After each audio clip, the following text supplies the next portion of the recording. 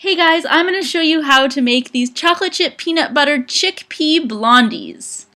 The ingredients you're going to need to make these is a can of chickpeas or garbanzo beans, peanut butter or almond butter or your favorite type of nut butter, and then agave nectar or honey or maple syrup, vanilla extract, salt, baking powder, baking soda, and chocolate chips. So there aren't too many steps, but first we are going to rinse the chickpeas just to get that kind of funky smell from the can out of it. So I find the easiest just put it in a colander and then rinse them all out. And then our next step is basically throwing all of the ingredients except for the chocolate chips into a food processor. That would be the best choice. I don't have a food processor, so I'm using my Magic Bullet, or if you have a good blender. The Magic Bullet isn't the most ideal, but it's good enough and it gets the job done, just not as easy.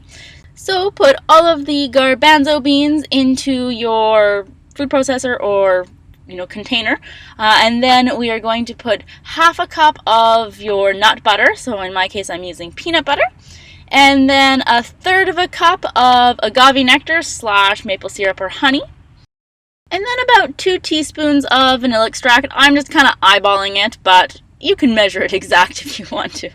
So then add about half a teaspoon of salt and then a 1/4 teaspoon each of baking powder and baking soda. And then put the lid on and you're going to start blending it. Now with me, the Magic Bullet wasn't as powerful as it needed to be with this. It's great for some things, but this wasn't the most ideal, so I just kind of had to mush it down with a spatula, but that's okay. And then pour it into a bowl, and then we're going to add a third to half a cup of chocolate chips. And I'm using the baby chocolate chips, but you can do regular size as well. And if you want a more cake-like batter, then you can add an egg as well. So then to prepare your baking pan, spray an 8" by 8" square pan with some oil, or you can rub with butter, and then just spoon your batter into it and kind of smooth it out, make sure it gets into all of the corners. And then we are going to put it in the oven, bake it at 350 degrees Fahrenheit for about 20 to 25 minutes.